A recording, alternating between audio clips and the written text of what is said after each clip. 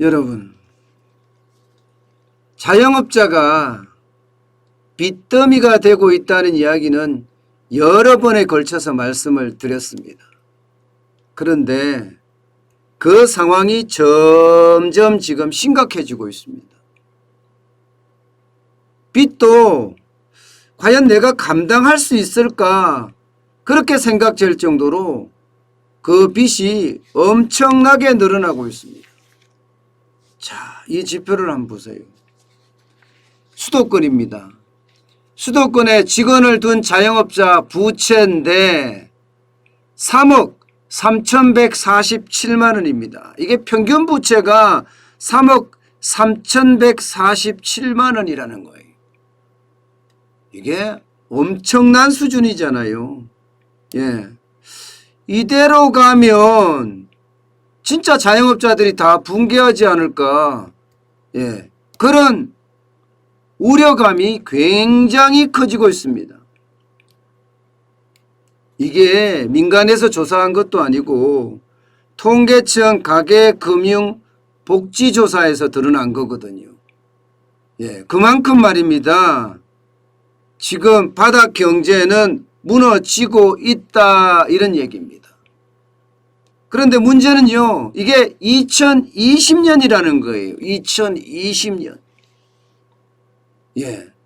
여러분도 보시다시피 2019년 대비 2020년이거든요. 2019년 대비 2020년에 3억 3,147만 원. 그러니까 3,659만 원이 늘어났어요. 12.4%가 늘어나서 3,300, 3억 3,147만 원이라는 겁니다. 이렇게 되면 여러분, 올해는 어떻게 되겠어요? 올해는 지금 예상했던 것보다가 바닥 경제는 더 무너집니다. 자영업자는 더 심각해요. 예. 3억 3,147만 원이라는 숫자도 역대급입니다. 단 한 번도 이렇게 많은 빚이 있었던 적이 없습니다. 수도권에 회사를 다니는 근로자들 있잖아요. 상용 근로자 가구 평균 부채가 1억 5,947만 원이거든요. 여기에 2배가 넘습니다. 2배가 넘어요. 엄청나다는 이야기입니다. 이제는 문제는요. 이게 올해는 더 많이 늘어난다는 사실이잖아요. 뭐 여러분도 아시다시피 작년에도 많이 늘었지만 올해는 통제 방역이 지금 더 심각하게 계속되고 있죠. 심지어 자영업자들 중에는요. 벌써 2달 이상, 석 달째 아예 장사도 못하는 사람들이 부지기수입니다. 수두룩합니다. 뭐 콜라텍이라든가 감성주점이라든가 포차라든가 이런 데는 아예 못하거든요. 어디 그뿐입니까? 영업 제한이 걸려갖고 한때는 9시까지밖에 장사를 못하다가 이제는 10시까지 장사를 한다고 하지만 확진자가 워낙 많이 쏟아지니까 2,000명대가 수두룩하잖아요. 그렇게 쏟아지니까 손님이 오라고 해도 안 와요. 특히 말입니다. 공간이 좁은 공간 있잖아요. 좁은 공간은 진짜 죽으라 합니다. 자영업자들 중에서도 공간이 좀 넓게 쓰는 데는 그나마 낫다고 이야기하지만 공간이 좁으면 좁을수록 매출의 타격은 엄청나다고 이야기합니다. 그렇다면 공간이 좁은 사람들 여기에다가 영업 제한을 걸은 거에다가 영업 금지까지 지금 정부가 통제하는 것까지 합치면요. 지금 여러분 2020년은 아무것도 아니다 이렇게 이야기합니다. 2020년은 한 달에 적자가 적게 나는 데는 뭐 200만 원 300만 원 난다고 하지만 많이 나는 데는 1,000만 원 2,000만 원 적자가 나는 것도 수두룩합니다. 생활체육시설이라든가 규모가 있는 곳 있잖아요. 이런 것은 적자가 엄청나게 나는 거예요. 버텨내기가 진짜 힘들다고 이야기합니다. 1년 6개월이 넘어서서 1년 7개월, 1년 8개월째 돼가니까 이제는요, 이 코로나 때문에 줄줄이 무너진다. 이런 이야기까지 지금 나오고 있는 실정입니다. 게다가 말입니다. 업종별로도 보면 좋다 이야기를 하지만 여러분 예상보다 지금 좋지가 않습니다. 전년 동기 대비해 보면요. 매출액이 떨어진 걸 보세요. 매출액이 떨어진 거. 매출액이 떨어지니까 어떻게 되겠습니까? 전부 다 빚을 내는 거예요. 여가업종은 31.2%나 전년 동기 대비해서 늘어났고요.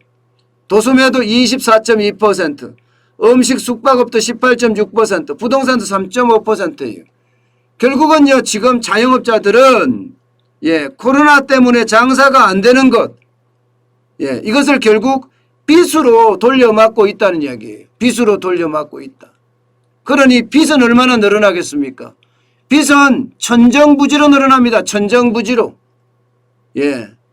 지금 2021년 3월입니다. 6월도 아니에요. 3월 기준으로 831조 8천억 원입니다. 늘어나는 속도가 20% 가깝습니다. 속도가 너무 빨라요.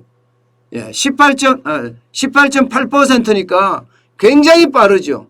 지금 이대로 늘어나는 대로 말입니다. 6월까지 온다면 적어도 말입니다.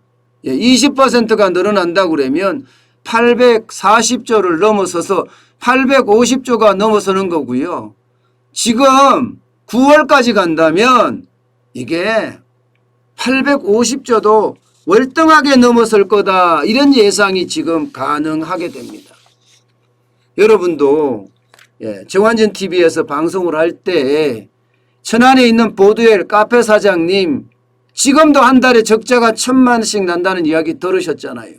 그러면 자영업자들은 빚이 더 많이 늘어날 수밖에 없는 그런 환경에 지금 몰리고 있습니다. 빚더미가 눈덩이가 된다는 이야기예요. 그러면 이 빚을 감당 못하는 거예요. 빚을 감당 못합니다. 그래서 그 어느 때보다가 지금 이게 통제 방역이 중요한 게 아니라고 생각을 하는 거죠. 통제 방역이. 지금 이대로 가면요. 자영업자가 다 무너져요. 자영업자는 우리 경제에서 지금 현재 차지하는 비중은 한 20%대로 줄어들었습니다. 작년까지만 하더라도 24.6% 내지는 25% 가까이 되던 것이 워낙 많이 망해서 2021년에는 20%대로 줄었습니다. 그렇지만 20%대도 우리 경제에서 차지하는 비중이 굉장히 큽니다. 그래서 이들이 망가지면 과연 우리 경제가 계속 버틸 수 있을까?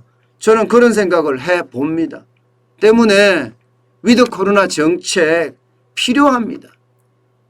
물론 코로나19가 지금 2,000명씩 계속 늘어나고 있는 상태에서 어제까지만 하더라도 1,990명까지 늘어나는 그런 최악의 상태에서 이게 위드 코로나 해야 되느냐? 이 논란도 있습니다. 그런데 지금 자영업자분들 자살하는 거 보세요. 극단적인 선택을 하는 거 굉장히 많아지고 있어요. 지금 통계에 잡힌 게 아니라 22명이 최근에 극단적 선택을 했다고 하는데 그것도 그냥 아름아름 취합한 거지 정확한 통계가 아닙니다. 1년에 자살자가 최고로 많잖아요, 요즘이요. 그런 상태에서 여러분 계속해서 통제 방역 형태의 어떤 코로나 방역을 한다면 결국 경제는 망가지고 그 망가지는 경제의 주역인 자영업자들은 오갈 곳이 없어지는 최악의 상황을 맞을 수도 있습니다. 게다가 자영업자 부채 한두 개가 아니잖아요, 지금. 코로나 대출 만기 연장 여기도 자영업자 부채가 많이 들어있어요. 물론 연기를 했습니다. 연기를 했어요. 그런데 더 큰 문제는 대출 만기 연장 금액이 여러분 보시는 것처럼 222조예요. 그런데 222조의 상태가 어떤지 파악조차 지금 안 되고 있습니다. 왜냐하면 이자까지 상환을 유예하고 있기 때문에 여기서 돈을 빌려간 자영업자 여기서 돈을 빌려간 영세기업 그리고 중소기업 이들의 상태가 어떤지 파악조차 제대로 안 되고 있다는 이야기예요. 저는 이게 오히려 더 큰 충격을 줄 수 있다는 이야기입니다. 중소기업은 그나마 수출이 좀 되니까 버텨낸다고 이야기는 하지만 자영업자는 그런 어떤 희망도 없거든요. 이런 상태에서 과연 여러분 자영업자가 버텨낼 수 있을까요? 저는 버텨내기가 굉장히 어렵다고 판단이 됩니다. 이미 추석 대목도 자영업자들은 누리지를 못했어요. 재난지원금이라고 해서 뿌렸지만 많은 사람들이 추가 소비를 안 하는 거예요. 추가 소비를.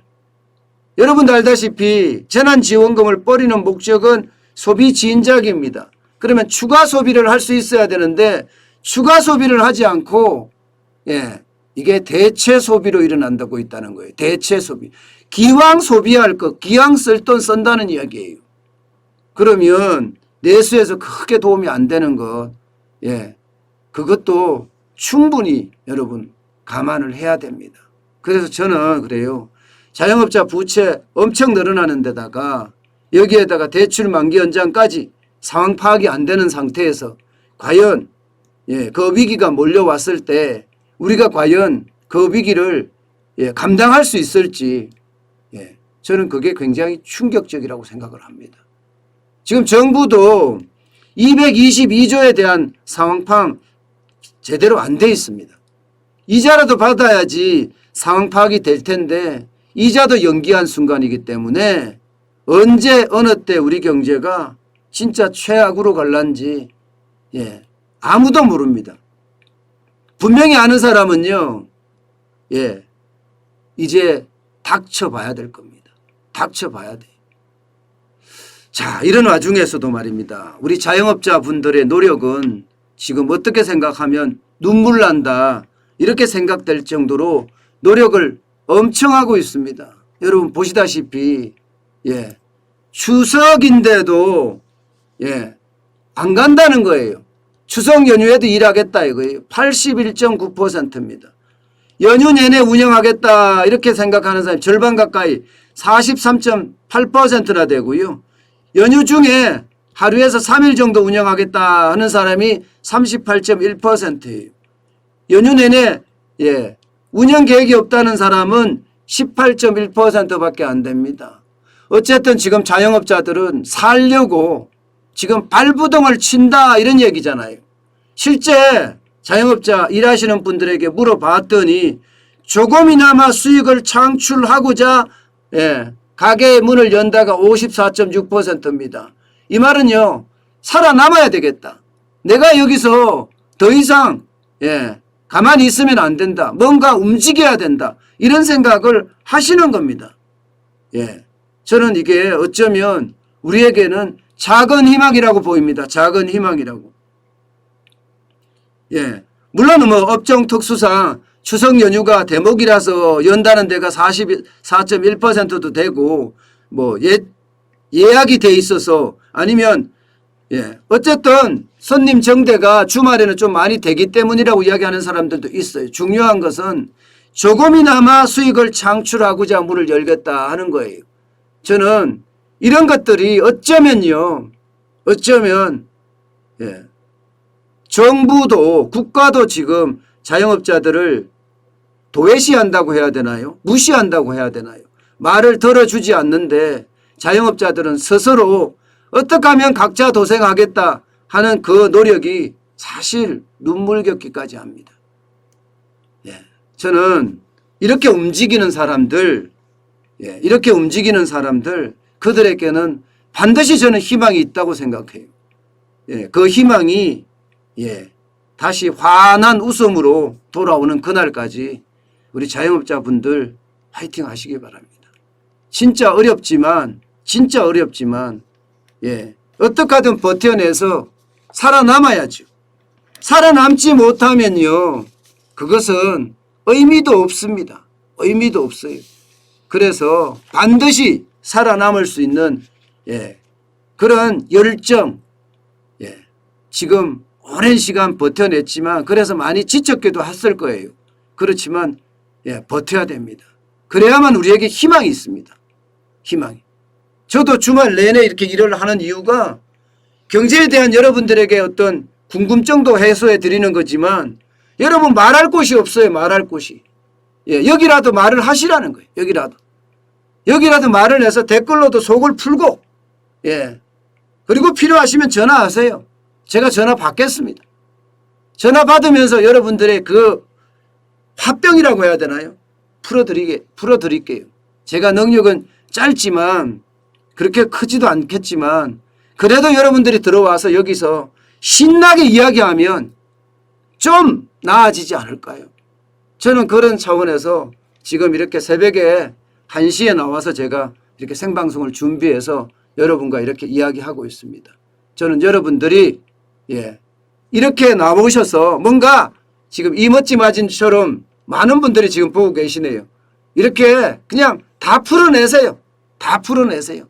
답답함을 댓글로 풀어내고 그렇지 않으면 전화라도 주시면서 예, 힘을 내시자고요. 아셨죠?